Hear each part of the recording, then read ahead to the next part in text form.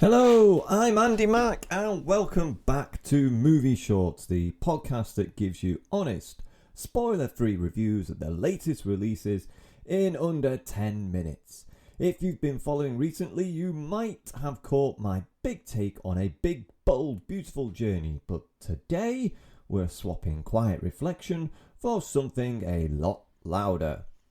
Dwayne Johnson steps back into serious dramatic territory in The Smashing Machine, directed by Benny Safdie and co-starring Emily Blunt. Based on the 2003 documentary of the same name, it dives into the true story of MMA fighter Mark Kerr, a man wrestling not only with his opponents, but with addiction, pressure, and the price of fame. Is this Johnson's knockout return to form, or just another round that goes the distance? Well, let's get straight to it.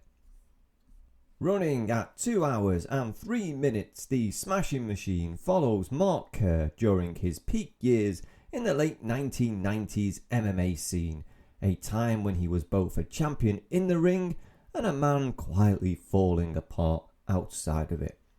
We see the grueling training, the brutal fights, and the mounting toil of painkillers and self-doubt that threaten to break him long before any opponent does. What's clever here is it's just not about the sport, it's about the toll of being the best, the loneliness of fame, and the fight to hold on to something real when everything around you feels staged for the cameras. It's raw, often uncomfortable, and very much a film that wants to show you what happens when physical power meets emotional fragility. And we will stop there. At its best, The Smashing Machine feels like a memory you're trying to strain through a filter, blurred, gritty, and nostalgic. Shot largely on 16mm and peppered with VHS-style insert, it's got this thick, lived-in texture. The camera stays close enough to feel the sweat. Handheld movement keeps everything unstable, like you're ducking beside the ropes rather than watching from the stands. And the sound design?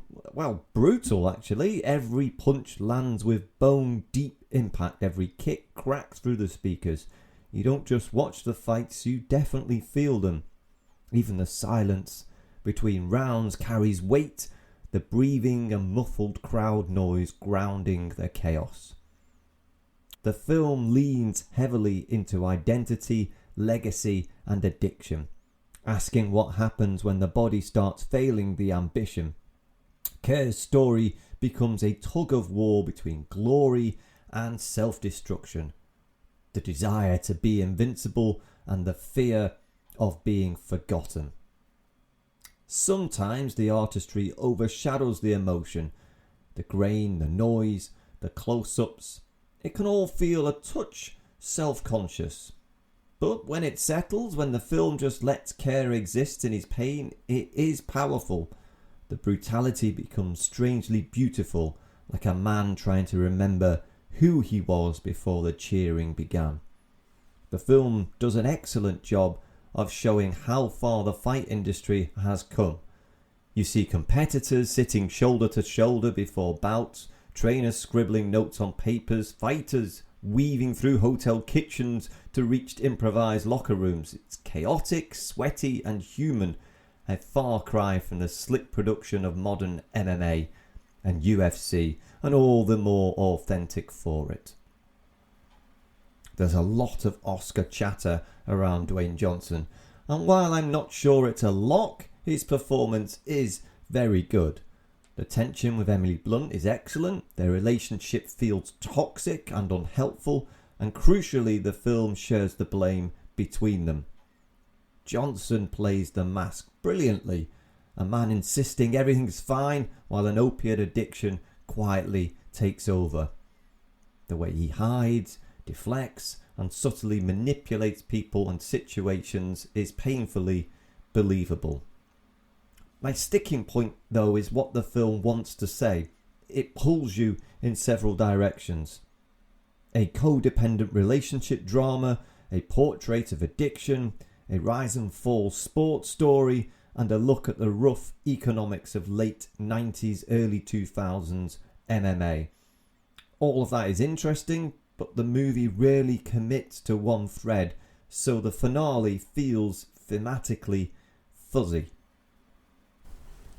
I left admiring the performances, but was unsure what the takeaway was meant to be.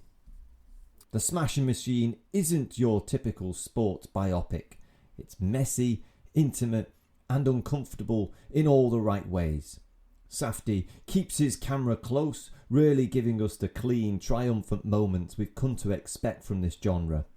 Instead, we get exhaustion, self-doubt, and flickers of redemption that feel hard-won rather than scripted. And because it's drawn from Mark Kerr's real life, there's no sense of manipulation or cinematic sugarcoating. It never feels like it's bending the truth to fit a narrative. It's a film about control, losing it, fighting for it, and sometimes realising you never had it to begin with.